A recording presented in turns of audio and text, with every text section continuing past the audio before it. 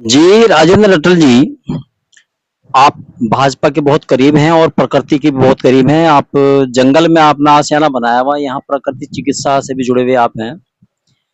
तो आप योगी जी शासन है हमारे उत्तर प्रदेश में, आप योगी जी के शासन को किस रूप में देखते हैं?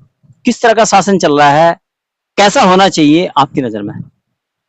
जी राजेंद्र जी। जी, बहुत बहुत धन्यवाद आपका। पेड़ पौधे, पशु पक्षी, वन्य जीव जंतु हमारे पर्यावरण की धुरी है। जब हम प्रकृति से जुड़ते हैं तो अपार खुशी होती है। इसलिए मैं भी पेड़ पौधों के बीच में रहता हूँ। और हमारे प्रदेश के प्रमुख मुख्यमंत्री श्री योगी जी भी प्रकृति से जुड़े हुए हैं। उनका भी पेड़ पौधों से बड़ा लगाव है और उन्होंने भी एक विशेष अभियान चलाया था पिछले वर्ष भी और इस वर्ष भी कि वृक्षारोपण अधिक से अधिक हो। उसमें एक हरी शंकरी, पीपल, बड़ और पिलखन का पेड़ एक ही जड़ पर, एक ही जगह पर लगाने का सुझाव दिया था, जिसके द्वारा हमारे जिले में भी 75 हरी शंकरी, उसको नाम दिया हम लोगों ने, लगाई गई थी। सार्वजनिक स्थानों पर, स्कूलों में, मंदिरों में, चरागाहों के स्थान पर ऐसी जगह चुनकर हमारे जिले में 75 हरी शंकरी लगाई गई। जहाँ तक हमारे प्रदेश के प्रमुख की बात है, वो तो एक श्रेष्ठ किस्म के योगी पुरुष हैं, आध्यात्मिक विभूति हैं। उससे हमारे देश को, प्रदेश को बड़ी आशाएं हैं। लेकिन दूसरी ओर हम ये महसूस करते हैं कि जो शासन का, प्रशासन का उनके प्रति सहयोग होना चाहिए था, वो उतना सहयोग नहीं हो पा रहा है, जिसकी वजह से श्रीमान योगी जी ने जितनी योजनाएं दी, उन योजनाओं को धरातल पर पहुंचने में अभी भी बहुत समय लगेगा। अधिकारी, कर्मचारी अभी इस बात का मन नहीं बना पाए हैं कि हमें योगी जी के विचारों के अनुरूप शासन को जन जन तक पहुंचाना है, जनता को रिलीफ देना है। अभी देख लीजिए, अभी भी सरकारी कार्यालयों में या अनेक स्थानों पर गंभीरता नहीं है कर्मचारियों के अंदर। आपके सामने उदाहरण है, अभी हाल ही में आंदोलन हुआ शिक्षकों का, और शिक्षकों ने ये मांग रखी कि हमें जो ऑटोमेटिक उपस्थिति है उससे राहत दी जाए, डिजिटल उपस्थिति से राहत दी जाए, बायोमेट्रिक उपस्थिति से राहत दी जाए। एक और हम ये मांग करते हैं टीचर के रूप में, टीचर ये चाहते हैं उनकी सैलरी इतनी अच्छी हो, इतनी सुविधाएं हो, ये हो वो हो, लेकिन अपना कर्तव्य भूलकर वो ये बात रख दी कि बायोमेट्रिक से छूट दी जाए। इसका मतलब तो है कि हम जाएं या न जाएं, हमारी उपस्थिति लगे, हमें सैलरी मिले। तो इस प्रकार की बहुत सारी समस्याएं प्रदेश में है। आप योगी जी को कैसा चाहते हैं? किस तरह का शासन करें? कैसे जनता के साथ बर्ताव करें? प्रदेश में क्या चाहते हैं उनसे? आप कैसी अपेक्षा रखते हैं? मेरा तो सुझाव ये है, आपने सुझाव पूछा है, कि योगी जी और जनता के बीच में बहुत बड़ा फासला अभी भी हो गया। हम चाहते हुए भी अपने सुझाव या विचार हम उनके पास तक नहीं पहुंचा सकते। उनको अच्छे लगे या बुरे, ये विषय अलग हो सकता है, लेकिन कोई भी बुद्धिजीवी, कोई भी व्यक्ति, कोई भी नागरिक प्रदेश का अगर अपने सुझाव देना चाहता है तो वो कहाँ दे, किसको दे? इसके अतिरिक्त हम अपनी कोई शिकायत करना चाहते हैं तो ठीक है, वो पोर्टल बना हो तो शिकायत के लिए, लेकिन सुझाव के लिए ऐसा कोई स्थान मुझे अभी तक नजर नहीं आया।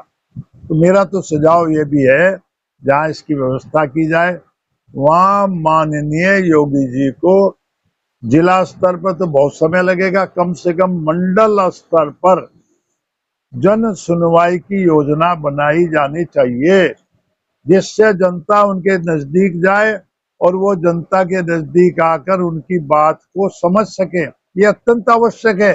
आज की परिस्थितियों में राजेंद्र जी, जन सुनवाई का तो मुख्यमंत्री जी ने प्रोग्राम बनाया हुआ है, लखनऊ में जन सुनवाई होती है, तो क्या आप उस जन सुनवाई से संतुष्ट नहीं है? आप जिला स्तर पर मंडल स्तर पर चाहते हैं? देखिए, लखनऊ स्तर पर तो कितने लोग जा पाते हैं। एक बार मैं भी गया था तो पता चला योगी जी की जगह कोई और मंत्री बैठ रहे हैं, तो वो बात नहीं आ सकती।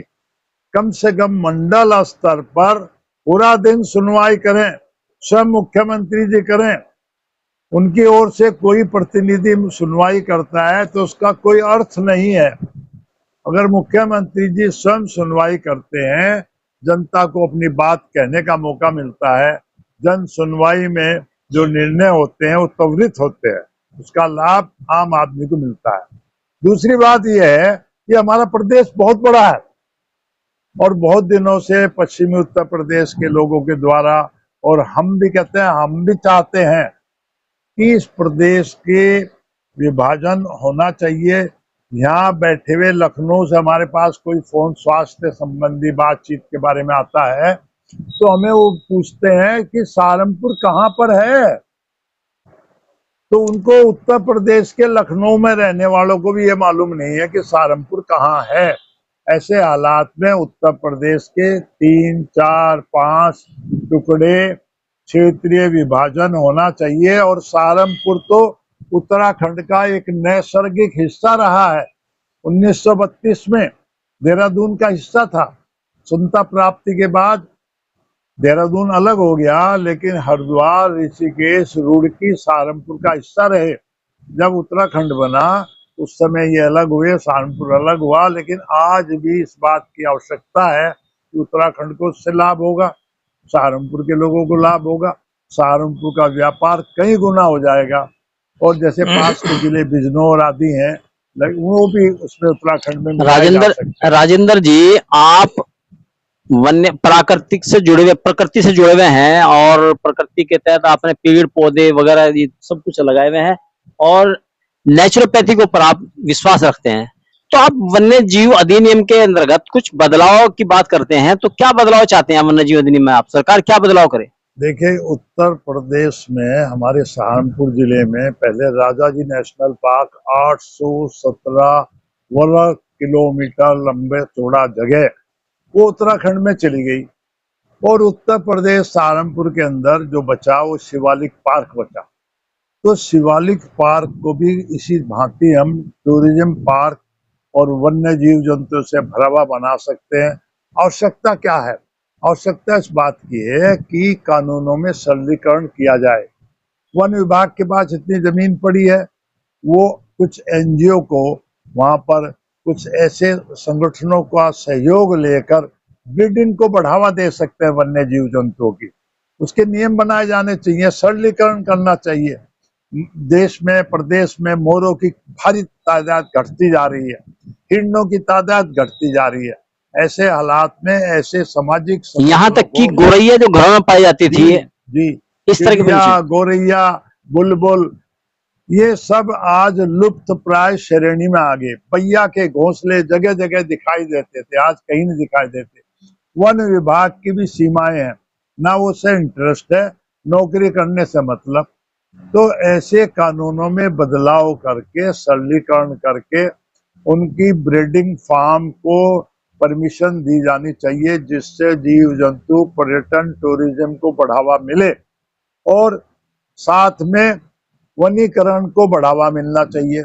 आज क्या हो रहा, वन विभाग, वन मंत्री जी के साथ हमारी वर्चुअल मीटिंग थी डीएफ ऑफिस में, तो कौन से पेड़ देंगे जी आप, हम कौन से पेड़ लगवाएंगे, उनके पास कौन से पेड़, उनके पास किसान उपयोगी एक भी पेड़ नहीं है। कहते जी ये लगा लो, वो लगा लो, पापड़ी लगा लो, जमुए का पेड़ लगा लो, पीपल का लगा लो, बड़ का लगा लो। अरे किसान उपयोगी अगर पेड़ वन विभाग भी तैयार करेगा तो किसानों को लाभ होगा, किसान तभी लगाएंगे। हाँ, जब उसका लाभ नजर आएगा। ग्राम समाज की जमीन में भी आजकल लगने वाले पेड़, महोगनी है, कपूर है और अच्छी किस्में हैं, वो लगाई जाएंगी तो ग्राम समाज को भी फायदा होगा, लगाने वालों को भी फायदा होगा, किसानों को भी फायदा होगा। तो एक लीक के ऊपर चलने लाखों पेड़ लगेंगे और जिंदा कितने रहे? एक गड्ढे में 100 पेड़ वाली कहावत मशहूर है। वो इसीलिए है कि हम बार बार वृक्षारोपण करते हैं। हर साल करोड़ों रुपए वृक्षारोपण के नाम पे खर्च होते हैं। जी जी। अगले साल फिर उन्हीं गड्ढों में पेड़ भर जाते हैं। लेकिन उसकी बचाने की कोई व्यवस्था नहीं है। हमारी गंगा, यमुना, सरस्वती की अभी हमने 3 नदियों की यात्रा एक दिन में की, तो बराबर में हमारे सरस्वती नदी है। सहारनपुर जिले में खूबसूरत यमुना है। एक नया हरिद्वार सहारनपुर जिले में बन सकता है। जैसे अयोध्या के अंदर मंदिर बन के लाखों लोगों को रोजगार मिला है और इस प्रकार की स्थिति आई, तो सहारनपुर जिले में एक नया हरिद्वार हथनी कुंड बैराज के ऊपर बन सकता है। हमारा सारा पानी हरियाणा में जा रहा और किसान दूसरी ओर सहारनपुर जिले का, उत्तर प्रदेश का, वो सूखे की चपेट में है क्योंकि यमुना का पानी उसके हिस्से में नहीं आ रहा। वो सारा पानी हरियाणा के हिस्से में आ रहा। तो जब वहां हथनी कुंड बैराज पर एक नया हरिद्वार बने, हजारों बीघे जमीन है, वहां कोई समस्या नहीं है। हम चाहते हैं वहां पर यमुना धाम बनाया जाए, वहां पर यमुना मंदिर बने और वो एक टूरिस्ट धार्मिक पर्यटन स्थल बने और उसका पानी यमुना का उत्तर प्रदेश के किसानों के काम आएगा, उत्तर प्रदेश में समृद्धि लाएगा। बेहेट, सहारनपुर, हरियाणा, हिमाचल की सीमाओं के सारे करोड़ों व्यापारियों को लाभ मिलेगा, करोड़ों रुपए का रेवेन्यू पैदा होगा, उत्तर प्रदेश सरकार को लाभ होगा। हमने प्रस्ताव पिछले डीएम साहब को दिया था, लेकिन आजकल डीएम साहब को भी टाइम नहीं है, तो हम तो मुख्यमंत्री से मांग करेंगे कि सहारनपुर आए और यहाँ पर उसको जगह को देखें और हम उन्हें दिखाएं और ये देश का उद्धार हो, सहारनपुर जनपद का उद्धार हो, उत्तर प्रदेश का उद्धार हो। राजेंद्र अटल जी, आपने मानववाद से बात की, इसके लिए बहुत बहुत धन्यवाद।